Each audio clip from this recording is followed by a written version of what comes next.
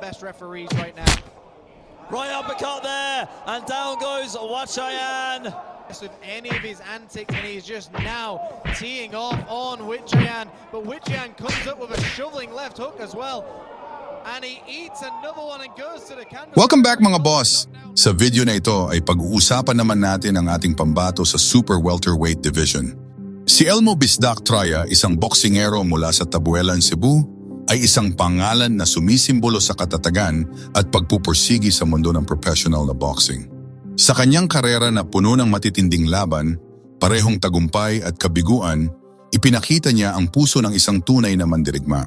Sa kanyang mga unang taon, sunod-sunod ang kanyang naging panalo na nagtayo ng kanyang reputasyon bilang isang malakas na boksingero sa Pilipinas. Kilala sa kanyang orthodox stance at sa lakas ng kanyang mga suntok, mabilis siyang nakilala sa local boxing scene, lalo na sa rehiyon ng Visayas. Hindi nagtagal, sinubok ni Traya ang kanyang galing sa labas ng bansa. Noong 2016 at 2017, lumaban siya sa Poland, kung saan nakaharap niya ang mga matitibay na boksingero tulad ni Przemysław Runowski at Mikhail Sirowatka. Dahil sa mga laban na ito, nakuha niya ang mahalagang karanasan na humubog sa kanyang estilo at katatagan. Isa sa pinakamalaking tagumpay sa karera ni Traya, noon Hunyo 24, 2023, nasaksihan ng mga manonood sa Konsolasyon, Cebu ang isang matinding bakbakan na nagluklok kay Elmo Bisdak Traya. Hinarap niya ang palabang boksingero mula sa China na si Weiwei Liu para sa bakanting World Boxing Foundation Australasian Super Lightweight title.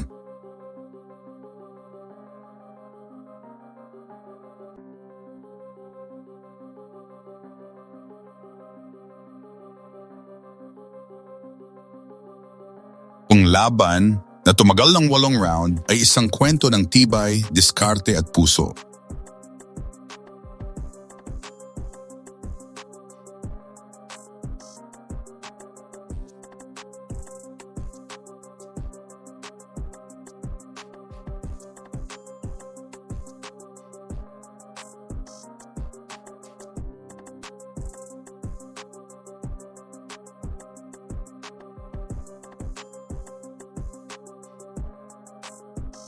Sa simula, naging tila isang thriller ang sagupaan. Parehong maingat at determinado ang dalawang boksingero na makuha ang panalo.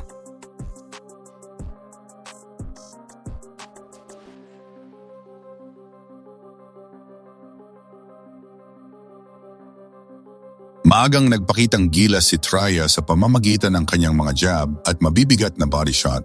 Sinubukan niyang basagin ang depensa ni Liu. Ngunit si Liu na may depensang inilarawan na parang Great Wall of China ay hindi basta-basta nagpatinag.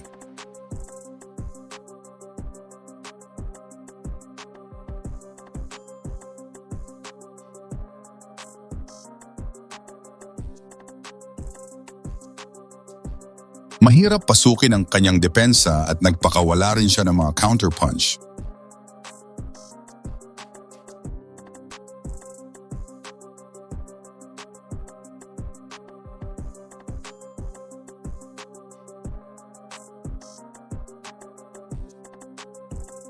Sa kalagitnaan ng bakbakan mga boss, biglang bumulusok at naging agresibo si Liu.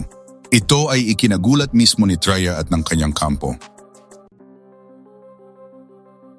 Sunod-sunod ang naging atake ng Chinong boksingero na nagpahirap kay Traya. Sa isang punto, tila si Traya na ang tumatanggap ng mas maraming suntok.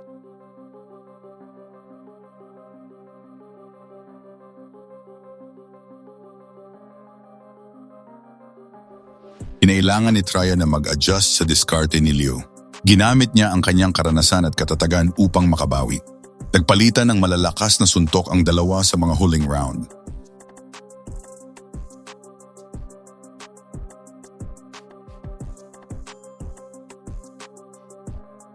Isang mahalagang uppercut mula kay Traya ang tumama kay Liu, ngunit nanatiling matatag ang bisitang boksingero.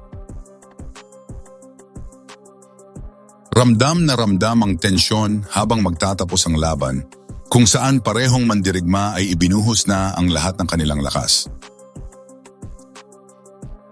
Sa pamamagitan ng isang split decision, idineklara si Elmo Bisdak Traya bilang panalo at ang bagong WBF Australasian Super Lightweight Champion.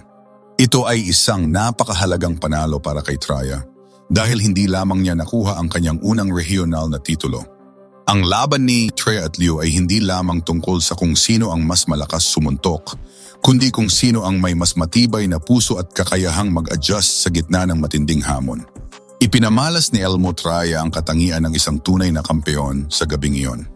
Makalipas ng maraming mga buwan, ipinamalas ng Cebuano boxer na si Elmo Bisdak Traya ang kanyang lakas na nung pabagsakin niya ang kalabang Thai na si Vatchayan Kamon sa kanilang laban noong ang 29 ng Agosto 2024. Ginanap ang kanilang 6-round super welterweight bout sa Space Plus Bangkok RCA sa Bangkok, Thailand.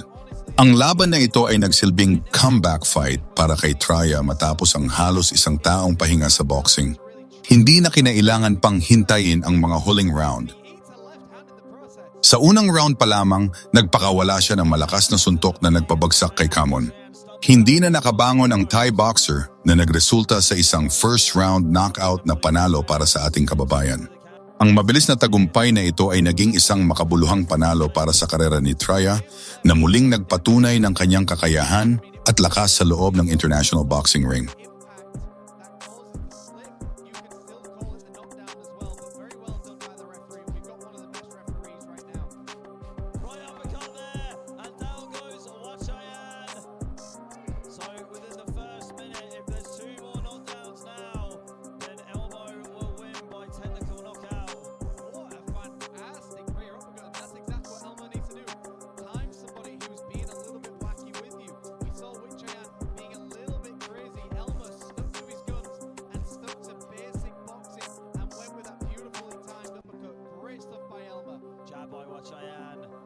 Stay in this fight somehow. Elmo taking his time, trying to land an uppercut, going to the body. Vatchayan firing back with a left hook. And Elmo just looks so determined to put Vatchayan away. He was not impressed with any of his antics, and he's just now teeing off on Vatchayan. Vatchayan comes up with a shoveling left hook as well, and he eats another one and goes to the canvas. The referee calls it a knockdown. Sa isa na namang pagpapatunay ng kanyang katatagan sa dayuhang teritoryo, muling sumabak sa bakbakan ang ating pambato na si Elmo Bisdak Traya laban sa Thai boxer na si Sithidet Banti noong ika-24 ng Abril, 2025. Ang laban ay ginanap sa World Sham Stadium sa Bangkok, Thailand at bahagi ng Clash of Nations fight card ng Highland Boxing Promotions. Itinakda ang sagupaan bilang isang 6-round super welterweight bout. Ito ang pangalawang sunod na laban ni Traya sa Thailand matapos ang kanyang matagumpay na first-round knockout na panalo laban kay Vatchayan Kamon. Naging isang matinding sagupaan ang laban mula pa sa unang tunog ng kampana. Ipinamalas ni Traya ang kanyang kilalang agresibong estilo, gamit ang malalakas at mabibigat na suntok. Hindi naman nagpaatras si Sithidet Banti. Sa harap ng sarili niyang mga kababayan, buong tapang siyang sumagot sa pamamagitan ng matatalinong counter punches at ipinakitang puso sa pakikipagsabayan. Parehong boksingero ay nagpakita ng bilis, tapang at kagustuhang makuha ang panalo.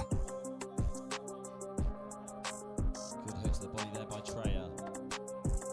They're tying him up in the clinch.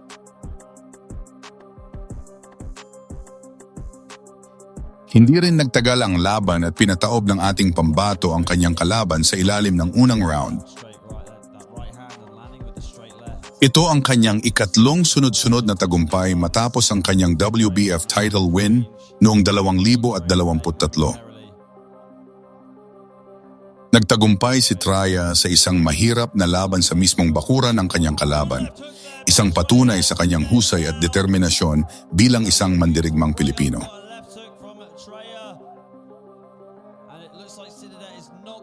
Sa kanyang professional na record na may mahigit 100 panalo, karamihan ay parating sa pamamagitan ng knockout. Patuloy na pinapatunayan ni Elmo Bisdak Traya na ang pusong palaban at hindi pagsuko ay susi sa pag-abot ng mga pangarap sa ibabaw ng ring. Ang kanyang kwento ay isang inspiration para sa mga kabataang boksingero sa buong Pilipinas. Hanggang dito lang muna tayo. Muli, salamat sa laging pagtangkilik. God bless at mag-iingat ang lahat.